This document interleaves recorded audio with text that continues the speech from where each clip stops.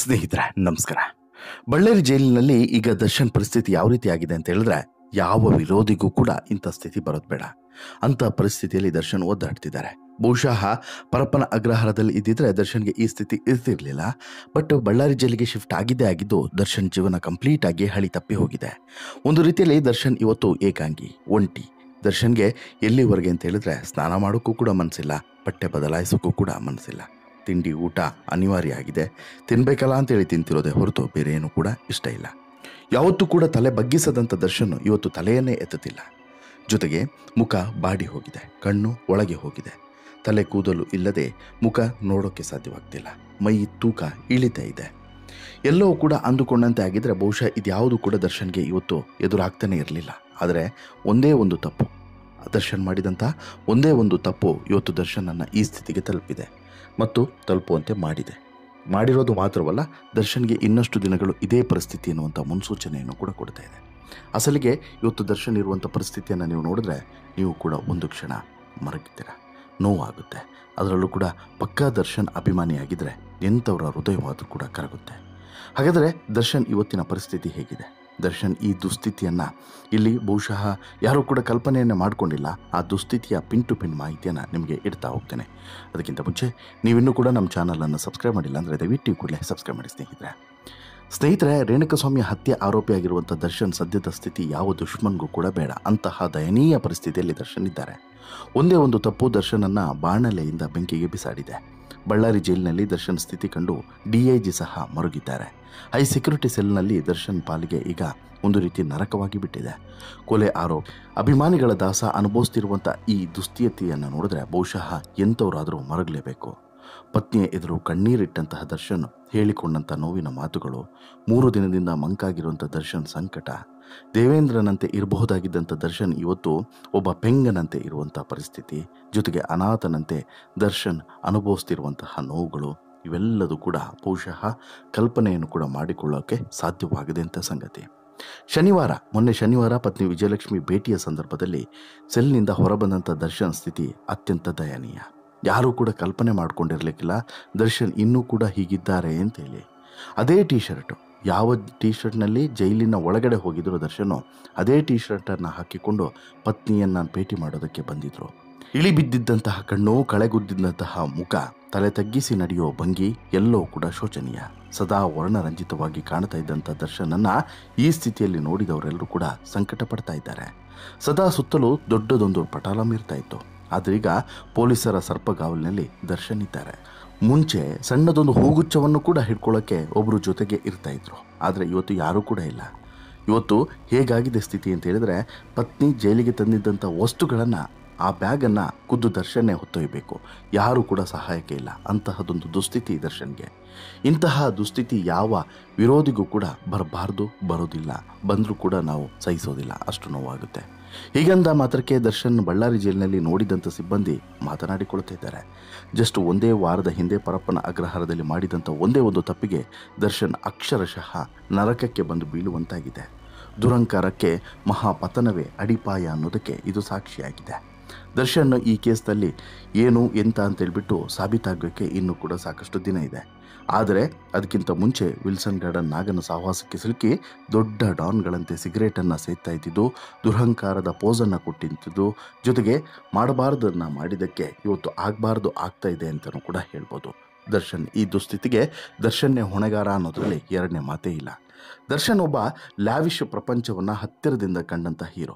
ಅದ್ದೂರಿ car, costly ಬಟ್ಟೆ, ರಂಗುರಂಗಿನ ದುನಿಯಾದ ಚಕ್ರವರ್ತಿಯಂತೆ ಮೆರೆದಂತಹ ಈ ಹೀರೋಗೆ ಇವತ್ತು ಯಾವ ರೀತಿಯಾದಂಥ ದುಸ್ಥಿತಿ ಬಂತು ಅಂತ ಹೇಳಿದ್ರೆ, ಅನಾಥರು ಸಿನಿಮಾದಲ್ಲಿ ನಟಿಸಿದಂಥ ಇದೇ ದರ್ಶನ್ ಪರಿಸ್ಥಿತಿ ಹೇಗಿತ್ತು ಅನ್ನೋದನ್ನು ನಾವು ನೆನಪಿಸಿಕೊಳ್ಬೇಕು. ಆ ರೀತಿ ಆಗಿದೆ.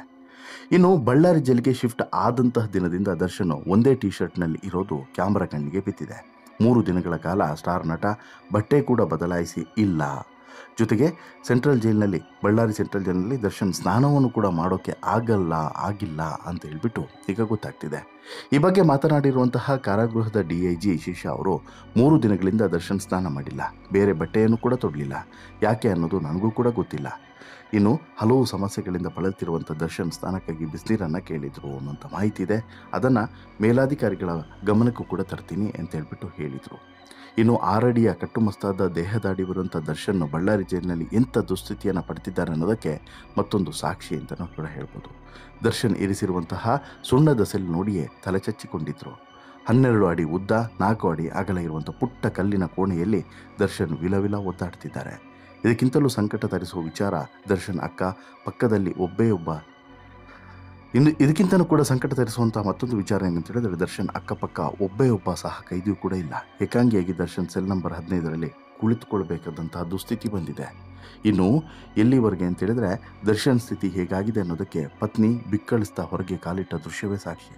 ಖುಷಿಯಿಂದಲೇ ಜೈಲಿನ ಒಳಗಡೆ ಕಾಲಿಟ್ಟಂಥ ವಿಜಯಲಕ್ಷ್ಮಿ ವಾಪಸ್ ಆಗುವಾಗ ಮಂಕಾಗಿದ್ರು. ಕಾರಣ, ದರ್ಶನ್ ಭೇಟಿಯ ವೇಳೆ ಪತಿ ತೋಡಿಕೊಂಡಂಥ ಅಳಲೆ ಅದಕ್ಕೆ ಕಾರಣ ಎನ್ನಲಾಗ್ತಿದೆ. ಪತಿ ಇದ್ದಂಥ ಸೆಲ್ ನೋಡಿಯೇ ವಿಜಯಲಕ್ಷ್ಮಿ ಕಣ್ಣೀರನ್ನು ಸುರಿಸಿದ್ದಾರೆ. ಸದಾ ಧೈರ್ಯವಾಗಿ ಪತಿಯನ್ನು ಸಂತೈಸ್ತಿದ್ದಂಥ ವಿಜಯಲಕ್ಷ್ಮಿ ಈ ಸಲ ದರ್ಶನನ್ನು ನೋಡ್ತಲೇ ಅತ್ತಿದ್ದಾರೆ ಅನ್ನುವಂಥ ಮಾಹಿತಿ ಇದೆ. ಇನ್ನು ಸುದೀರ್ಘ 25 ನಿಮಿಷಗಳ ಕಾಲ ದರ್ಶನ್ ಪತ್ನಿಯ ಜೊತೆಗೆ ಮಾತುಕತೆಯನ್ನು ಮಾಡಿದ್ದಾರೆ.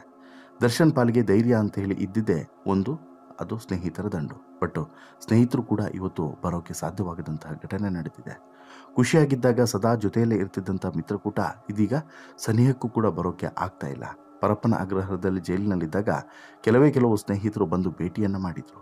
ದರ್ಶನ್ ದುಸ್ಥಿತಿ ನೋಡಿದವರೇ ನಂಬಿಕೊಂಡಿದ್ದಂಥ ಮಿತ್ರ ಬಳಗವು ಕೂಡ ಇದೀಗ ಕೈ ಕೊಟ್ಟಿದೆ. ಅಲ್ಲದೆ ದರ್ಶನ್ ಭೇಟಿಗೆ ಬಳ್ಳಾರಿ ಜೈಲಿನ ಅಧಿಕಾರಿಗಳು ಕೂಡ ಒಂದಷ್ಟು ನಿಯಮವನ್ನು ರೂಪಿಸಿದ್ದಾರೆ. ಯಾರು ಕೂಡ 3rd ಪರ್ಸನ್ ಬರೋ ಹಾಗಿಲ್ಲ. ಇನ್ನು ದರ್ಶನ್ ನಡ್ಕೊಂಡ್ಬರ್ತಿರುವಂಥ ಒಂದು ದೃಶ್ಯವನ್ನು ನೋಡಿದ್ರೆ ಬಹುಶಃ ದರ್ಶನ್ ಪರಿಸ್ಥಿತಿ ಹೇಗಿದೆ ಅನ್ನೋದನ್ನು ನಾವು ಗಮನಿಸ್ಬೋದು. ಅದಕ್ಕೆ ಒಂದು ಪ್ರತ್ಯಕ್ಷ ಪುರಾವೆ ಕೂಡ ಆಗ್ಬೋದು. ಅದಕ್ಕೆ ಕಾರಣ ಜೈಲಿನೊಳಗಿನ ಸಮಸ್ಯೆ. ಜೈಲು ಸೇರಿ 70 ದಿನಗಳೇ ಉರುಳಿವೆ. ಈವರೆಗೂ ದರ್ಶನ್ 15 kg ತೂಕವನ್ನು ಕಳೆದುಕೊಂಡಿದ್ದಾರೆ ಅನ್ನೋಂಥ ಮಾಹಿತಿ ಇದೆ. ಇದಕ್ಕೆ ಕಾರಣ ಜೈಲು ಊಟ ಸೇರ್ತಾ ಇಲ್ಲ ಅನ್ನೋಂಥದ್ದು. ಕೈ ನೋವಿನಿಂದ ಸದಾ ಬಳಲ್ತಲೇ ಇರುವಂತಹ ದರ್ಶನ್ ಮತ್ತೊಂದು ಸಮಸ್ಯೆಯನ್ನು ಹೇಳಿಕೊಡ್ತಾ ಇದ್ದಾರೆ. ವಿಶೇಷ ಭದ್ರತಾ ಬ್ಯಾರಕ್ ಇದಾಗಿರೋದ್ರಿಂದ, ಈ ಬ್ಯಾರಕ್ನಲ್ಲಿ ಸರಳ ಶೌಚಾಲಯ ಇರೋದ್ರಿಂದ ಇದು ದರ್ಶನ್ಗೆ ಸಮಸ್ಯೆಯಾಗಿ ಪರಿಣಮಿಸಿದೆ. ಬೆನ್ನು ಹಾಗೂ ಎಡೆಯ ನೋವಿನಿಂದ ಬಳಲ್ತಿರುವಂಥ ದರ್ಶನ್ ಅವರಿಗೆ ಈ ಇಂಡಿಯನ್ ಸ್ಟೈಲ್ ಟಾಯ್ಲೆಟ್ ಬಳಸೋದಕ್ಕೆ ಕಷ್ಟವಾಗ್ತಿದೆಯಂತೆ. ಈ ಬ್ಯಾರಕ್ನಲ್ಲಿ ಮಾಡರ್ನ್ ಟಾಯ್ಲೆಟ್ ಅಥವಾ ಕನಿಷ್ಠ ಸರ್ಜಿಕಲ್ ಕುರ್ಚಿಯನ್ನು ಒದಗಿಸುವಂತೆ ದರ್ಶನ್ ಜೈಲು ಅಧಿಕಾರಿಗಳಿಗೆ ಮನವಿಯನ್ನು ಮಾಡ್ತಾ ಇದ್ದಾರೆ. ಈ ಬಗ್ಗೆ ಕಾರಾಗೃಹ ಸಿಬ್ಬಂದಿ, ಕಾರಾಗೃಹದ ಮೇಲಾಧಿಕಾರಿಗಳಿಗೆ ಮತ್ತು ವೈದ್ಯರ ಜೊತೆಗೆ ಚರ್ಚಿಸಿ ತೀರ್ಮಾನ ಕೈಗೊಳ್ಳೋದಾಗಿ ಹೇಳ್ತಾ ಇದ್ದಾರೆ. ಜೈಲಿನ ವೈದ್ಯಾಧಿಕಾರಿಗಳಿಂದ ದರ್ಶನ್ ಆರೋಗ್ಯ ಪರೀಕ್ಷೆಯನ್ನು ನಡೆಸಲಾಗ್ತಿದೆ. ಜೈಲಿನ ವೈದ್ಯಾಧಿಕಾರಿಗಳು ನೀಡುವಂಥ ವೈದ್ಯಕೀಯ ಪರೀಕ್ಷೆಯ ಆಧಾರದ ಮೇಲೆ ದರ್ಶನ್ಗೆ ಸರ್ಜಿಕಲ್ ಚೇರ್ ಕೊಡಬೇಕೋ ಬೇಡವೋ ಅನ್ನೋದು ನಿರ್ಧಾರ ಆಗುತ್ತೆ. ಬಳ್ಳಾರಿ ಜೈಲಿನಲ್ಲಿ ಎಷ್ಟು ಕಟ್ಟುನಿಟ್ಟಿನ ಕ್ರಮ ಇದೆ ಅಂತ ಹೇಳಿದ್ರೆ, ವಿಜಯಲಕ್ಷ್ಮಿ ತಂದಿದ್ದಂಥ ಬೆಡ್ಶೀಟನ್ನು ಕೂಡ ಕೊಟ್ಟಿಲ್ಲ. ಇದೀಗ ಬಳ್ಳಾರಿ ಜೈಲಿನಲ್ಲಿ ದರ್ಶನ್ ಅನುಭವಿಸ್ತಿರುವಂಥ ದುಸ್ಥಿತಿಗಳನ್ನು ನೋಡಿದ್ರೆ ಬಹುಶಃ ಇದು ನಿಜವಾದಂಥ ನರಕ ಅಂತೇಳಿ ಅನಿಸ್ದೇ ಇರಲಾರ್ದು.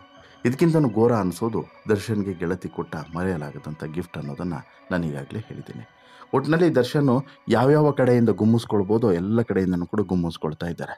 ದರ್ಶನ್ ಇವತ್ತು ಅಕ್ಷರಶಃ ಒಂಟಿಯಾಗಿದ್ದಾರೆ, ಅನಾಥರಾಗಿದ್ದಾರೆ. ದರ್ಶನ್ಗೆ ಈ ಸ್ಥಿತಿ ತಂದುಕೊಟ್ಟಿದ್ದು ದರ್ಶನ್ ಸ್ನೇಹಿತರು, ದರ್ಶನ್ ಸಂಘ, ದರ್ಶನ್ ಜೊತೆಗೆ ಇದ್ದಂತಹ ಪಟಾಲಂ ಅನ್ನೋದರಲ್ಲಿ ಎರಡನೇ ಮಾತಿಲ್ಲ. ಆದರೆ ಇನ್ನಾದರೂ ಕೂಡ ದರ್ಶನ್ ಬದಲಾಗ್ತಾರ? ಇನ್ನಾದರೂ ಕೂಡ ದರ್ಶನ್ ಹೊರಗಡೆ ಬರುವಾಗ ಒಳ್ಳೆ ಮನುಷ್ಯನಾಗಿ ಹೊರಗಡೆ ಬರ್ತಾರ? ಇದು ಈಗಿರುವಂಥ ಪ್ರಶ್ನೆ. ನಿಮಗೇನಿಸುತ್ತೆ ಸ್ನೇಹಿತರೆ, ಈ ಎಲ್ಲ ಘಟನೆಗಳನ್ನು ಮತ್ತು ದರ್ಶನ್ನ ಅಸಲಿ ಸ್ಥಿತಿಯನ್ನು, ಸ್ನಾನ ಮಾಡದೆ ಬಟ್ಟೆ ಬದಲಾಯಿಸ್ತಿರುವಂತಹ ಅಸಲಿ ಸ್ಥಿತಿಯನ್ನು ನೋಡಿದ್ರೆ ನಿಮಗೆ ಎಷ್ಟು ಬೇಸರ ಆಗ್ತಿದೆ? ದಯವಿಟ್ಟು ಕಮೆಂಟ್ ಮಾಡಿ ತಿಳಿಸಿ. ಜೊತೆಗೆ ಈ ಸ್ಟೋರಿ ಇಷ್ಟ ಆಯಿತು ಅಂತ ಹೇಳಿದ್ರೆ ಲೈಕ್ ಮಾಡಿ, ಶೇರ್ ಮಾಡಿ, ಚಾನಲ್ಗೆ ಸಬ್ಸ್ಕ್ರೈಬ್ ಆಗೋದನ್ನು ಮರಿಬೇಡಿ. ಧನ್ಯವಾದ.